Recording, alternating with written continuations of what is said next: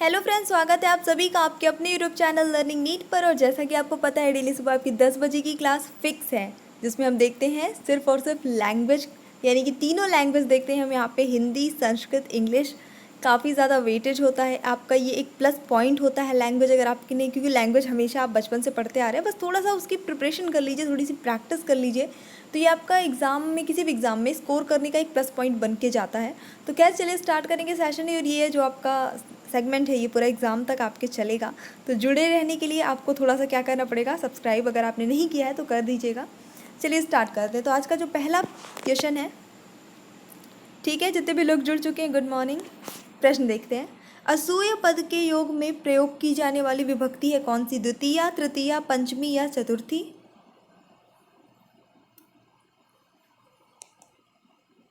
और इस प्रश्न के लिए आपका सही उत्तर होता है चतुर्थी विभक्ति। नाट्य शास्त्र के रचयिता हैं कौन?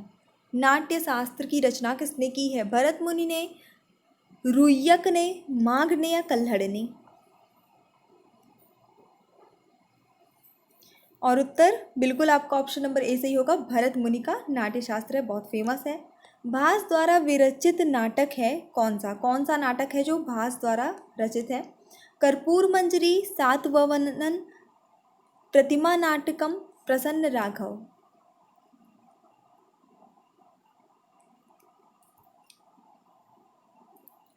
ठीक है, तो आई जस्ट होप कि आपने गेस कर लिया होगा इसका जो सही आंसर होगा वो क्या होना चाहिए। इसका सही आंसर होता है आपका ऑप्शन नंबर सी, प्रतिमा नाटकम। ये भास द्वारा रचित बहुत ही जो है फेमस नाटक है। ठीक है,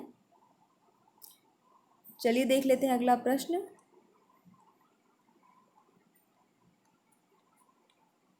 ऑलराइट, यहीं पर है। स्वर संधि का उदाहरण नहीं है क्या? विष्णुदयः, सदैव, आगे और ऑप्शन है यहाँ पे आपके, वाग्दानम, अत्रैव। जो स्वर संधि का उदाहरण ना हो, यानी कि या तो व्यंजन संधि हो या तो फिर विसर्ग संधि हो।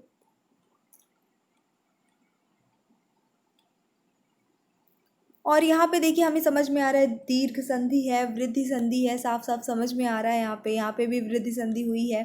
ऑप्शन नंबर सी यहाँ पे वाक धन दानम हो जाता है, वाग्दानम, यानी व्यंजनों में संधि हुई है तो ये व्यंजन संधि के अंतर्गत आती है। तो आपका ऑप्शन नंबर सी यहाँ पे सही उत्तर हो जाता है। प्रथम पुरुष से संबंधित सर्वनाम है कौन सा? यानी कि जो आपके सर्वनाम के रूप चलते हैं या धातु के रूप चलते हैं, कुछ भी, कुल मिला के प्रथम पुरुष के अंतर्गत कौन सा सर्वनाम आता है? तो, युवम, युवाम, वयम। थोड़ा हिंट करूंगी, किसी जब हम तीसरे के लिए बात कर रहे हैं कि वो, वह कह रहे हैं तो वो प्रथम पुरुष होता है। तुम कह रहे हैं, तुम कैसे हो, तो वो द्वितीय मतलब मध्यम पुरुष होता है। और हम अपनी बात कर रहे हैं, हम, मैं, हम, ठीक है, तो वो आपका उत्तम पुरुष होता है। यहाँ पे जो सही उत्तर होगा इस प्रश्न के लिए वो हो जाएगा ऑप्शन नंबर ए, तो बनता है आपका सह, तो, ते। तो मतलब वे दोनों, वे दोनों, दो लोगों के लिए यूज होगा। सह अकेले के लिए यूज होता है। सह मतलब ये पुल्लिंग शब्द है, दोनों ही पुल्लिंग शब्द है एक्चुअली, जो मैंने तीनों बताया है वो। सह मतलब होता है वह, किसी एक के लिए। तो मतलब दोनों के लिए। और ते मतलब कई सारे लोगों के लिए। इनमें से कौन सा रूप सर्वनाम पुल्लिंग है? सह, तम, तस्मात् या फिर ये सभी? इनमें से कौन से सर्वनाम सर्वनाम जो है वो पुल्लिंग शब्द है? जैसे अभी सह का तो मैंने आपको बता ही दिया ऊपर कि सह जो है वो सर्वनाम है। और बताइए, मे भी इसमें से और भी हो, क्योंकि पूरा उनका रूप चलता है सभी विभक्तियों में इस तरह से करके। तो बिल्कुल यहाँ पे सही उत्तर होता है उक्त सभी। ये सभी जो है सर्वनाम पुल्लिंग शब्द ही हैं। शुद्ध वाक्य है कौन सा? तो पठतः, ते वदति, त्वं वदतः, सह पठन्ति। कोई भी आपको, चाहे पठ का, गच्छ का, किसी भी चीज़ का अगर आपको याद है धातु रूप, तो आपको पता है कि प्रथम पुरुष के लिए क्या लगाना है, उत्तम के लिए, मध्यम के लिए, सबके लिए क्या लगाना है। बन जाएगा उसी बेस पे ये।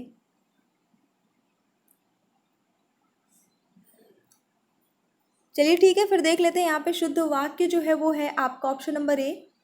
ठीक है, तो पठतः, तो मतलब अभी मैंने आपको बताया वे दोनों, दो के लिए यूज होता है। और पठतः जो है वो आपका प्रथम पुरुष के द्विवचन पे रूप बनता है, पठ धातु का रूप बनता है ना।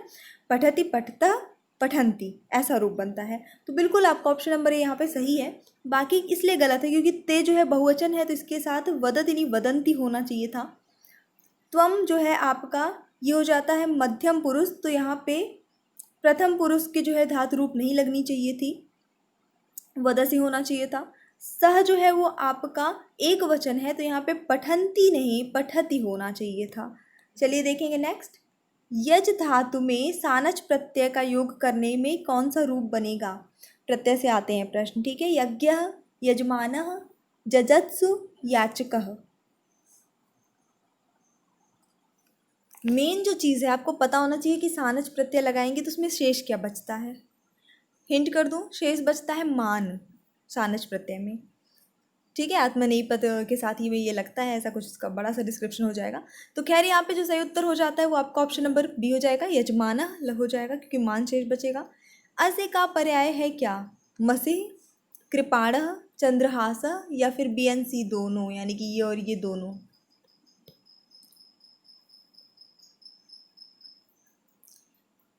बिल्कुल यहाँ पे सही उत्तर होता है आपका ऑप्शन नंबर डी, अगर आपने गेस किया है। कृपाण और चंद्रहासा दोनों ही है। मसी तो ऐसे गेस करने के लिए, मतलब कंफ्यूज करने के लिए लिख दिया है। असी मसी देखने में एक जैसा लगे तो हो सकता है लगा दें आप, ठीक है ना। ये एग्ज़ाम वाले बहुत इस तरह की चीज़ें करते हैं, कंफ्यूज नहीं होइएगा। पंचसप्तति को हिंदी में कहते हैं क्या? 75, 55, 59, 58। तो यहाँ पे जो करेक्ट आंसर होता है वो हो जाता है आपका ऑप्शन नंबर ए, 75 कहते हैं। अभी आ जाएंगे हम थोड़ा सा हिंदी में, और आज हिंदी के भी प्रश्न अच्छे हैं, आपको पसंद आएंगे। मतलब प्रश्न तो है वही व्याकरण ही से ही आने हैं, लेकिन अच्छे लगेंगे। किस वाक्य में क्रिया की इच्छार्थ वृत्ति का प्रयोग हुआ है? संभवतः वह शाम तक लौट आएगा, डाकिया चिट्ठी क्यों नहीं लाया, ईश्वर सबका कल्याण करे, श्याम विद्यालय चला गया होगा। इच्छार्थ वृत्ति का प्रयोग हुआ है क्रिया की, तो यहाँ पे जहाँ पे इच्छा दर्शाई जा रही है वो वाक्य है ईश्वर सबका कल्याण करे। ये अपनी इच्छा एक तरह से दर्शाई जा रही है कि ईश्वर क्या करे, सबका कल्याण करे, हमारा ऐसा सोचना है, हमारे ऐसे विचार हैं, दैट्स इट। तो आपका ऑप्शन नंबर सी यहाँ पे सही होगा। आवेग तथा उग्रता किस रस के संचारी भाव होते हैं? विभत्स रस, रौद्र रस, भयानक रस या फिर वीर रस?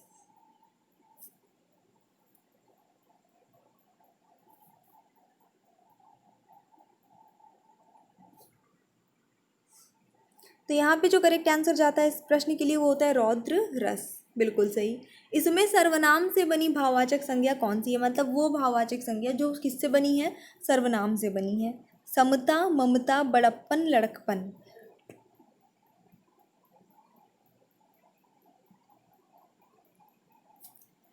अच्छा प्रश्न है ये, ठीक है। तो यहाँ पे ममता जो है वो बना है, ये भाववाचक संज्ञा है, बनी है सर्वनाम से। अगर आप इसका मम भी हटा लगा लेते हैं तो मम मीन्स मेरा हो जाता है, तो ये सर्वनाम ही है। और चलिए देखेंगे नेक्स्ट। दुबला शब्द में दु क्या है? प्रत्यय है, उपसर्ग है, कारक है या समास है?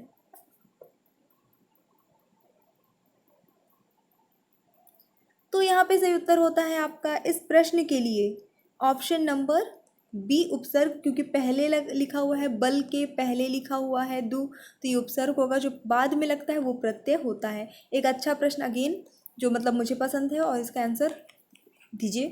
प्रतीक अलंकार वहाँ होता है जहाँ क्या?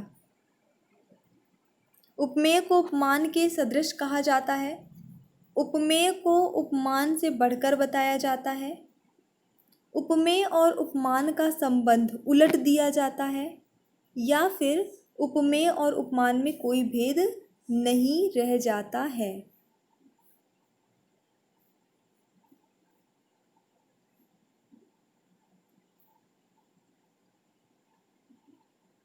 एक्चुअली ये प्रतीक नहीं प्रतीप होता है, ठीक है। और शायद इसके बारे में मैंने आपको पढ़ाया हुआ है अलग से एक थ्योरी में विद एग्जाम्पल, जहाँ तक मुझे रिमेंबर है। दो दो तीन अलंकार अलग टाइप के थे जो मैंने अलग से पढ़ाया है। आप हिंदी वाली प्लेलिस्ट में एक बार चेक कर लीजिएगा, या फिर मैं ही देखती हूँ अगर मिल जाता है, क्योंकि बहुत सारी वीडियोज़ हैं ना तो ढूंढना पड़ता है।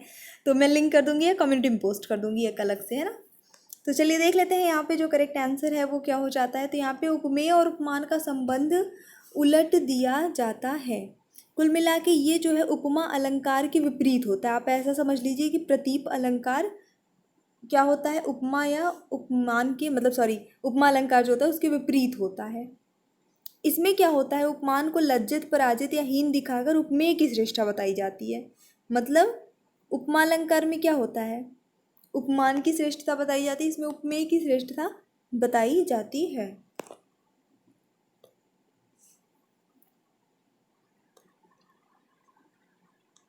पूर्वकालिक क्रिया का उदाहरण है क्या।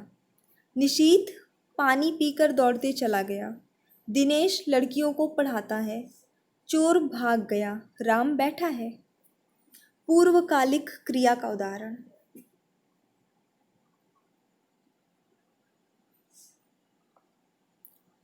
तो यहाँ पे आप जो परफेक्ट टेंस पढ़ते हैं ना, समझ लीजिए वही चीज़ है यहाँ पे पूर्वकालिक का मतलब। ऑप्शन नंबर ए सही हो जाएगा।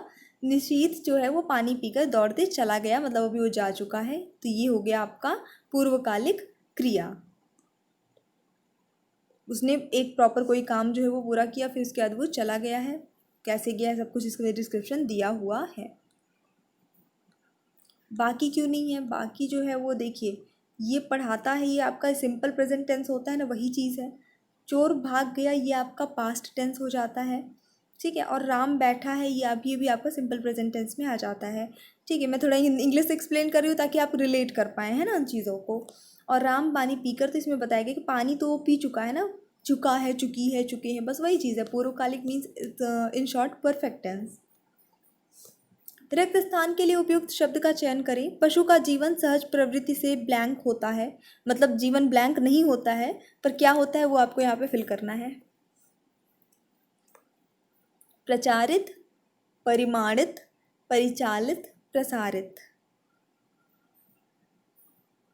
तो पशु का जीवन सहज प्रवृत्ति से परिचालित होता है, यहाँ पे जो सुटेबल एक वर्ड आएगा, पूरी तरह से आपकी कॉमन सेंस पे था और आपके जो है वो कैप में कितना नॉलेज है आपको बस उस पर डिपेंड था। उस योजना का ब्लैंक तैयार किया जा रहा है। स्वरूप, प्रारूप, रूपरेखा, कार्यक्रम, ये भी प्रश्न वही चीज़ है। आपको कितना शब्द ज्ञान मतलब है, आप सही शब्द का प्रयोग कर सकते हैं, कहाँ पे क्या आना चाहिए उसके हिसाब से। ठीक है, एक बार लाइक प्लीज़ कर दीजिएगा आप सभी लोग, आप लोगों के लाइक से बहुत अच्छा लगता है, कर दिया करिए। और या इसके लिए जो करेक्ट आंसर होगा वो हो जाता है प्रारूप तैयार किया जा रहा है। किसी भी योजना का पहले प्रारूप बनाते हैं ना।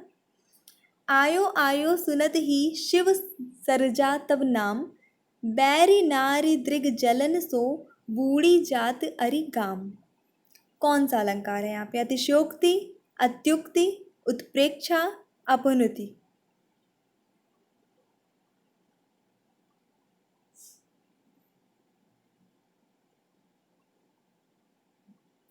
तो यहाँ पे अतिशयोक्ति अलंकार हो जाता है। नेक्स्ट देख लेते हैं, इनमें से किस वाक्य में कर्तव्य वाच्य का प्रयोग हुआ है। अच्छा प्रश्न, सिंपल भी है। छात्रों द्वारा सजावट की गई। मजदूर से दर्द के कारण उठा नहीं गया। आज नागरिकों द्वारा सफाई अभियान चलाया गया। मोहन पुस्तक पढ़ रहा है। मतलब जाहिर सी बात है, जिसमें कर्ता प्रधान हो वही आपका कर्तृवाच्य में हो जाएगा। तो आपका ऑप्शन नंबर यहाँ पे डी से होगा, मोहन पुस्तक पढ़ रहे हैं। फिर मोहन जो है वो मेन है, ये प्रधान है, वो जो भी क्रिया कर रहा है क्या पुस्तक पढ़ रहा है, ठीक है। द्वारा लग जाता है तो आपका वैसे भी जैसे इंग्लिश में बाय लगा देते हैं, मतलब पैसिव वॉइस में लगाते हैं। बाय की ही हिंदी होती है द्वारा, हिंदी में बाय को द्वारा कहते हैं। द्वारा लग गया तो मतलब कि वो आपका कर्मवाच्य में हो गया, पैसिव वॉइस में हो गया। अगर ऐसा कुछ है कि किसी चीज़ से उठा नहीं गया, किया नहीं गया, मुझसे खाया नहीं गया, उससे सोया नहीं गया, वो सब आपका भाववाच्य में आ जाता है। इंग्लिश में आते हैं, और इंग्लिश में आज फिर से वो कैप के ही क्वेश्चन मैंने इंक्लूड की, क्योंकि सबसे इम्पॉर्टेंट इंग्लिश सीखने के लिए सबसे इम्पॉर्टेंट जो चीज़ है वो है एज मोर एज पॉसिबल, जितनी ज़्यादा से ज़्यादा हो सके वो कैब आपको बननी चाहिए। जितने ज़्यादा शब्दों की आपको हिंदी पता होगी उतना ज़्यादा आप कुछ भी पढ़ के या सुन के समझ पाएंगे। अभी हमको पूरी ग्रामर आती है, लेकिन जो शब्द बोले गए हमें उसका अर्थ नहीं पता, तो हम कैसे समझेंगे कि क्या बोला जा रहा है, किस बारे में बात हो रही है ना। थोड़ा सा वो क्या, पहले मैं लास्ट सीटेट के लिए मैंने एक सेशन भी चलाया हुआ था लर्निंग डोज के नाम से। तो डेली मैं आपको 10-20 वर्ड्स याद कराती थी डेली, सुबह सुबह मॉर्निंग में। बट क्योंकि बहुत कम लोग इंटरेस्ट लेते हैं पढ़ने में, तो फिर बंद कर दिया। फिलहाल प्लेलिस्ट उसकी जो है अवेलेबल है, आप वहाँ से चेक कर सकते हैं, कई सारे आपको अच्छे अच्छे वर्ड्स मिल जाएंगे। डिस्क्रिप्शन बॉक्स में सबसे नीचे वाली प्लेलिस्ट देखिएगा, लर्निंग डोज करके होगा, वहाँ पे चेक करिएगा। कीज़ बताना है आपको सिनोनिम यानी कि समानार्थी शब्द। तो यहाँ पे मैं आपको थोड़ा हेल्प करूँगी। इसका जो अर्थ हो जाता है वो होता है बंद हो जाना या समाप्त हो जाना, किसी चीज़ का समाप्त करना, ख़त्म करना, रोक देना। समानार्थी शब्द क्या होगा, जाहिर सी बात है ऑप्शन नंबर बी, स्टॉप, रोक देना। अगला देखेंगे, pious, okay, religious, sympathetic, afraid, faithful. अर्थ बताएंगे, इसका अर्थ होता है धार्मिक। तो बिल्कुल जैसे ही बताया कि इसका अर्थ हुआ धार्मिक, तो हो गया आपका ऑप्शन नंबर ए, रिलीजियस, इसका मतलब भी होता है धार्मिक। अबैंडन अर्थ होता है परित्याग कर देना, छोड़ देना है इन शॉर्ट। तो इसका जो है समानार्थी शब्द होगा फॉरसेक, ये करेक्ट आंसर हो जाता है, इसका अर्थ भी वही होता है। कैंसिल, कैंसिल हम लोग यूज़ करते हैं ये वर्ड बहुत ज़्यादा, रद्द कर देना किसी चीज़ को, है ना, निरस्त करना, रद्द करना, दैट्स इट। समानार्थी बताना है तो अबॉलिश जो है इसके लिए सही वर्ड हो जाता है। अबॉलिश का भी ऑलमोस्ट सेम मीनिंग ही होता है, एनल, न्यूट्रलाइज, अबॉलिश, इन सभी का अर्थ जो है वो सेम होता है। Defer, indifferent, defy, defer, postpone. Defer का अर्थ होता है यहाँ पे, वैसे तो डिफ़र का एक अर्थ ये भी होता है किसी से थोड़ा अलग होना किसी से, बट उसमें डबल एफ आई थिंक लगा रहता है। यहाँ पे जो इसका अर्थ हो जाता है वो होता है स्थगित करना या टाल देना, मतलब पोस्टपोन कर देना, है ना। अब आ जाते हैं, अब आपको बताना है विलोम शब्द, एंटोनीम। बैरन, बैरन मीन्स बंजर, तो बंजर का उल्टा क्या होगा, उपजाऊ होगा, मतलब फर्टिल होगा, तो ऑप्शन नंबर ए सही होता है यहाँ पे। स्टिंगी, अर्थ बता दूँ, इसका अर्थ एक्चुअली होता है जो थोड़ा कंजूस टाइप के लोग नहीं होते, मक्खी चूस टाइप के लोग, उसके उनके लिए ये वर्ड यूज़ होता है। तो बिल्कुल देख लीजिए यहाँ पे क्या होगा इसका विलोम शब्द, जेनरस इसका जो है विलोम शब्द हो जाएगा। बाकी तो क्लीन अलग चीज़ है, टाइट अलग चीज़ है, चीप कोई सेंस नहीं है, ठीक है। स्टिंगी मतलब कंजूस और जेनरस मतलब जो उदार रहता है थोड़ा। नर्वस, नर्वस मतलब जो थोड़ा अधीर हो, व्यग्र हो, अशांत टाइप में हो, थोड़ा सा डिस्टर्ब, मेंटली नर्वस होना, आप सब समझते हैं नर्वस क्या होता है। तो यहाँ पे इसका जो विलोम शब्द होगा नर्वस का,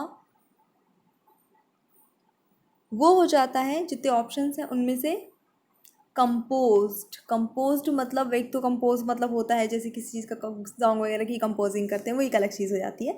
यहाँ पे फिलहाल कंपोज का मतलब शांत हो जाता है, शांत, काम, जो अपनी फीलिंग्स के, इमोशंस के कंट्रोल में हो, ठीक है। आई मीन उसकी फीलिंग्स कंट्रोल में हो, that's it. Confident, all right, easiest word है कॉन्फिडेंट आज का, मुझे लग रहा है सबको पता है इसका अर्थ। आत्मविश्वासी, जो कॉन्फिडेंट, आज जिसको आत्मविश्वास हो, तो इसका जो है विलोम शब्द हो जाएगा डिफिडेंट। कॉन्फिडेंट, डिफिडेंट, अभी याद कर लीजिए, कॉन्फिडेंट, डिफिडेंट हो गया याद। डिफिडेंट मतलब जो आत्मविश्वास जिसका, जिसके अंदर ना हो, कॉन्फिडेंस की कमी हो जिसके अंदर। वर्च्यू, शाब्दिक अर्थ है गुण, एक मोरल बिहेवियर, अच्छी क्वालिटी, गुड क्वालिटी जो होती है किसी भी इंसान में, that is known as virtue. तो इसका उल्टा जाहिर सी बात है बुराई, ऐसा कुछ होगा, तो ऑप्शन नंबर यहाँ पे ए सही हो जाएगा, वाइस। वाइस मीन्स एक्चुअली बुराई ही होता है, यानी कि जो मोरल बिहेवियर ना होना, उससे उल्टा कुछ बिहेवियर होना, या एविल थॉट्स रखना, एविल बिहेव करना, ठीक है। तो ये इसका करेक्ट आंसर हो जाता है। तो ये सेशन था, छोटा सा था डेली की तरह, लेकिन डेली चलता है, तो प्लीज़ लाइक कर दिया करिए, शेयर कर दिया करिए, और अगर आप चैनल पे न्यू है तो सब्सक्राइब कर लीजिए ताकि आपकी कोई क्लास मिस ना हो। So thanks for watching, keep studying and bye bye.